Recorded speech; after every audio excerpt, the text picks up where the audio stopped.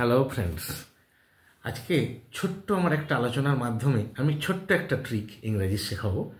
কিন্তু এটা ছোট্ট ট্রিক হলেও কার্যক্ষেত্রে একটা বড় ভূমিকা নেয়। তো একটু খেয়াল করো, ছোট্ট ভিডিও আমরা অনেক ওয়ার্ডের ক্ষেত্রে একটু কনফিউজ হই যে ধরো পিউটি পুট, সিইউটি কাট, এই ছোট ছোট ওয়ার্ড। তো এগুলো আমরা ভালো করেই জানি, কাট মানে কাটা, পুট মানে রাখা। এরপরে যখন আইএনজি হচ্ছে বা অন্য কিছু হয়, এরপরে এই ওয়ার্ডটার পরে এর সঙ্গে লেগে যখন অন্য কিছু হয় তখন এই টিটা ডবল হয়ে যাচ্ছে, পুটের টি ডবল হয়ে যাচ্ছে, কাটের টি ডবল হয়ে যাচ্ছে। এরকম আরও অনেক অনেক অনেক অনেক ওয়ার্ডস আছে।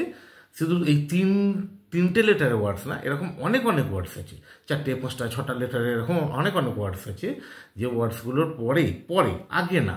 হ্যাঁ, I am not talking about prefix, I am talking about suffix. Suffix means ওয়ার্ডের পরে কিছু জয়েন করে তাকে একটা মিনিংফুল ওয়ার্ড তৈরি করা, মিনিংফুল শব্দ তৈরি করা। তো সেক্ষেত্রে লাস্টের লেটারটা ডবল হয়ে যাচ্ছে, আমরা এটা খেয়াল করেছি।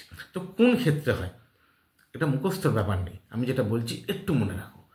যত বড় ওয়ার্ডই হোক, লাস্টের 3টে লেটার, লাস্টের 3টে অক্ষর যদি সিভিসি ফর্মে থাকে, অর্থাৎ কনসোনেন্ট ভাওয়েল কনসোনেন্ট।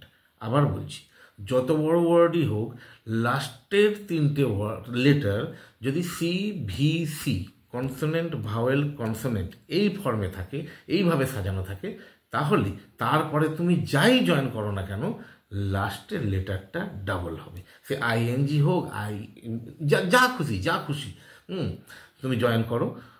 হ্যাঁ, সেরকমই কিছু জয়েন করতে হবে যে জয়েনিংটা হয়, আজে বাজে কিছু না, যে জয়েনিংটা হয়ে তার একটা অর্থপূর্ণ মানে দাঁড়ায়, অর্থাৎ মিনিং, তার একটা সুন্দর মিনিং দাঁড়ায়।